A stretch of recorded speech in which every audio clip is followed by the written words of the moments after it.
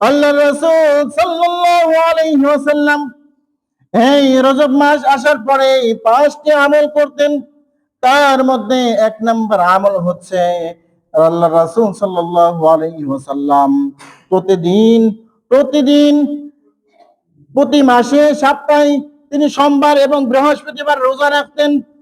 এমনিতেও তো রাসূল সাল্লাল্লাহু আলাইহি ওয়াসাল্লাম সোমবার এবং বৃহস্পতিবার রোজা রাখতেন, কিন্তু রজব মাসে আল্লাহর রাসূল সাল্লাল্লাহু আলাইহি ওয়াসাল্লাম বলেন, কোন কোন riwayate আছে, বর্ণনায় আছে 13, 14, 15 এই 3 দিন রোজা রাখার কথা বলেছেন। আবার অনেকেই বলেছে এই রজব মাসে নির্দিষ্ট কোনো রোজা নাই, তবে আল্লাহর রাসূল যে সোমবার এবং বৃহস্পতিবার রোজা রাখতেন, এই কারণে এই রজব মাসের বরকত হাসিল করার জন্য 1 নম্বর আমল হচ্ছে সোমবার এবং বৃহস্পতিবার রোজা রাখতে হবে। সোমবার এবং বৃহস্পতিবার নফল রোজা রাখতে হবে।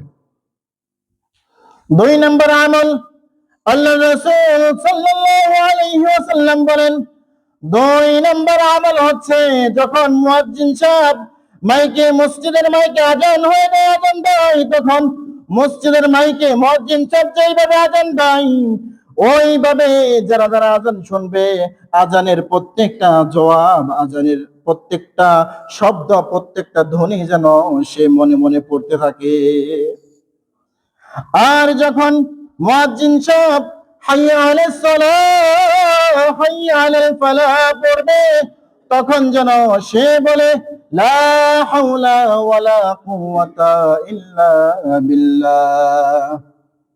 আল্লাহ রাসূল সাল্লাল্লাহু আলাইহি ওয়াসাল্লাম বলেন, যেই ব্যক্তি এই আজানের সাথে সাথে মুয়াজ্জিনের আজানের উত্তর দিবে, এই সময়টা এত গুরুত্বপূর্ণ সময়, এই সময়ে যদি কেউ আল্লাহ তাআলার কাছে কিছু চায়, আল্লাহ তাআলা সঙ্গে সঙ্গে তার দোয়া কবুল করে নেয়। সুবহানাল্লাহ, সঙ্গে সঙ্গে আল্লাহ তাআলা তার দোয়া কবুল করে নেয়। এই জন্য 2 নম্বর আমল হচ্ছে মুয়াজ্জিন সাহেব যেই সময় আজান দিবে, আজান শোনার সঙ্গে সঙ্গে মুয়াজ্জিন সাহেব যা বলবে অনুরূপ তাই বলতে হবে। তবে যখন হাইয়া আলাস সালাহ আর হাইয়া আলাল ফালাহ বলবে, তখন যেন সে বলে লা হাওলা ওয়ালা কুওয়াতা ইল্লা বিল্লাহ।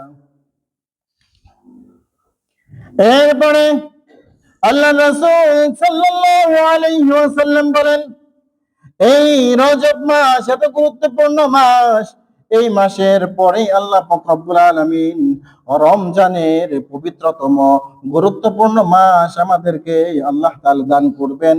এই কারণে রজব মাস এত গুরুত্বপূর্ণ।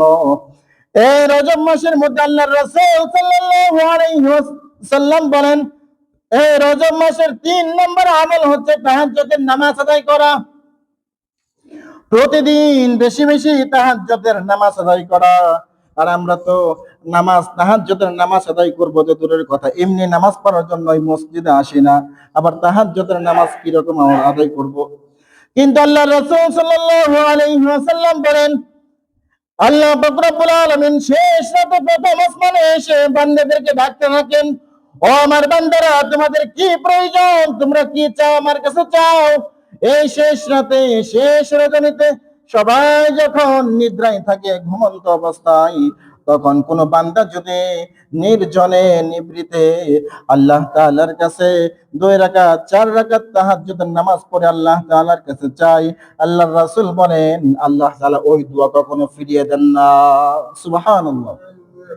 এই জন্য আল্লাহর রাসূল বলেন, রজব মাসের 3 নম্বর আমল হচ্ছে তাহাজ্জুদের নামাজ আদায় করা, তাহাজ্জুদের নামাজ আদায় করা।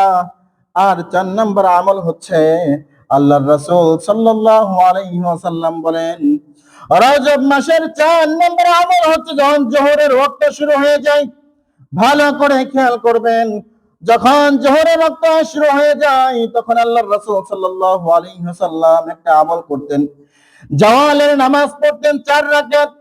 আল্লাহ রাসূল সাল্লাল্লাহু আলাইহি ওয়াসাল্লাম বলেন, যখন জোহরের ওয়াক্ত শুরু হয়ে যেত তখন আমি জাওয়ালের 4 রাকাত নামাজ আদায় করতাম।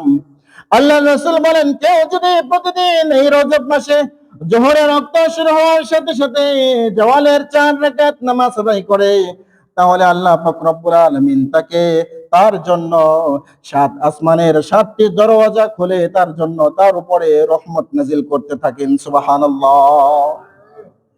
4 নম্বরে আমল হচ্ছে জাওয়ালের নামাজ আদায় করা। আর 5 নম্বরে আল্লাহ রাসূল সাল্লাল্লাহু আলাইহি ওয়াসাল্লাম বলেন, 5 নম্বর আমল হচ্ছে আল্লাহ রাসূল সাল্লাল্লাহু আলাইহি ওয়াসাল্লাম বলেন, যখন নামাজ শুরু হয়ে যায়, যখন ইমাম সাহেব নামাজ পড়াবেন, এমন সময় যখন মুসল্লিরা মসজিদে চলে আসবে, মসজিদে আসার পর যখন ইমামের পিছনে নামাজ শুরু করে দিবে, নামাজ শুরু করার আগে 4টি বাক্য বলতে হবে, 4টি শব্দ বলতে হবে। ওই 4টি শব্দ শুধু মুসল্লিরা বললে হবে না, ইমামেরও বলতে হবে। ইমাম ওই 4টি শব্দ বলে নামাজে দাঁড়িয়ে যাবে এবং মুসল্লিরাও ওই 4টি শব্দ বলবে। 4টি শব্দের মধ্যে শব্দগুলো হচ্ছে আল্লাহু আকবার কাবীরা, ওয়ালহামদুলিল্লাহি কাসীরা, ওয়া সুবহানাল্লাহি বুকরাতাও ওয়া আসীলা। আল্লাহর রাসূল সাল্লাল্লাহু আলাইহি ওয়াসাল্লাম নামাজের মধ্যে দাঁড়িয়ে গেছে, এমন সময় পিছনে সাহাবায়ে কেরাম নামাজ পড়তেছে। হঠাৎ করে একজন সাহাবী মসজিদের মধ্যে চলে আসছে নামাজ পড়বে। ওই সাহাবী নামাজে দাঁড়ানোর আগেই মনে মনে পড়ে নিল আল্লাহু আকবার কাবীরা, ওয়ালহামদুলিল্লাহি কাসীরা, ওয়া সুবহানাল্লাহি বুকরাতাও ওয়া আসীলা। রাসূল নবী সাল্লাল্লাহু আলাইহি ওয়াসাল্লাম নামাজ শেষ করলেন। নামাজ শেষ করার পর সামনের দিকে দাঁড়িয়ে সবাইকে লক্ষ্য করে বললেন, ও আমার সাহাবীরা, তোমাদের মধ্যে থেকে কেউ কি নামাজের আগে কোনো কিছু পড়েছো নাকি? সাহাবায়ে কেরাম আরজ করলেন, ইয়া রাসূলুল্লাহ, ইয়া হাবিবাল্লাহ, কি পড়বো আর কেনই বা পড়বো? আল্লাহর রাসূল বলেন, আমি নামাজ শেষ করার সঙ্গে সঙ্গে দেখতে পেলাম আল্লাহ তাআলা 7 আসমানের দরজা খুলে সবার উপরে রহমত নাজিল করতেছে। সুবহানাল্লাহ। একজন সাহাবী পিছন থেকে দাঁড়িয়ে গেলেন আর বললেন, ইয়া রাসূলুল্লাহ, ইয়া হাবিবাল্লাহ, আমি পড়েছি। আল্লাহ রাসূল সাল্লাল্লাহু আলাইহি ওয়াসাল্লাম বললেন, কি পড়েছো আমাকে বলো। তখন আল্লাহর রাসূল সাল্লাল্লাহু আলাইহি ওয়াসাল্লামকে সাহাবায়ে কেরাম বললেন, ও আল্লাহর পয়গম্বর, আমি পড়েছি আল্লাহু আকবার কাবীরা, ওয়ালহামদুলিল্লাহি কাসীরা, ওয়া সুবহানাল্লাহি বুকরাতাও ওয়া আসীলা। আল্লাহর রাসূল বলেন, রজব মাসের 5 নম্বর আমল হচ্ছে প্রত্যেক নামাজের আগে যখন নামাজ শুরু করবে তার আগে এই শব্দগুলো যেন সবাই পাঠ করে। এই শব্দগুলো আমাদের মুখস্থ করা উচিত, একেবারেই সহজ। আল্লাহু আকবার কাবীরা, ওয়ালহামদুলিল্লাহি কাসীরা, ওয়া সুবহানাল্লাহি বুকরাতাও ওয়া আসীলা। একেবারেই সহজ আমল।